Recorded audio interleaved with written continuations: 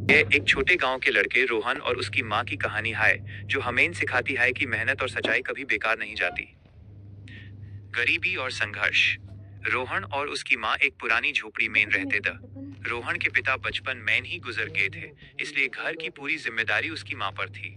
माँ दूसरों के घरों में बर्तन मांजकर और कपड़े धोकर इतना कामा लेती थी कि दोनों को दो वक्त की रोटी मिल सके।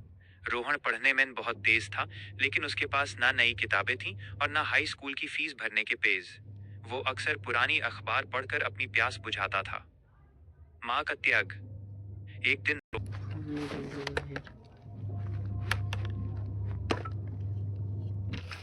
था कि उसकी माँ की तबीयत बहुत खराब है, फिर भी वो काम पर जा रही थी। रोहन ने उनका हाथ पकड़ा और कहा, माँ, आप आज मत जाओ, मैं कहीं मजदूरी कर लूंगा।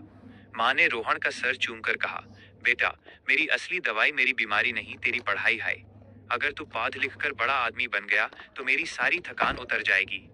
उस दिन रोहन ने तय किया कि वो अपनी माँ के आंसुओं को मुस्कुराहट में बदल कर रहेगा। रोहन की मेहनत। रोहन दिन में स्कूल जाता और रात को स्ट्रीट लाइट के नीचे बैठकर पढ़ता। वो शहर की रद्दी वालों की दुकान से पुरानी किताबें मांग लेता।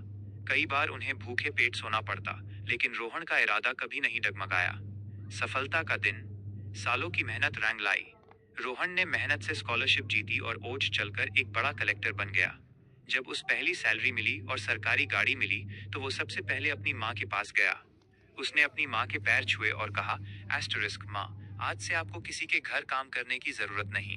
आपका बेटा अब आपको शहर के सबसे अच्छे घर में रखेगा। माँ की आंखों में खुशी के आंसू। तो वो गरीबी से तो जीत ही गए थे, पर उनकी ममता की जीत सबसे बड़ी थी। सीख, मॉरल। हालत चाहे कितने भी बुरे क्यों ना हो, अगर इरादे नेक हो और माँ का आशीर्वाद साथ हो, तो मंजिल मिल ही जाती है।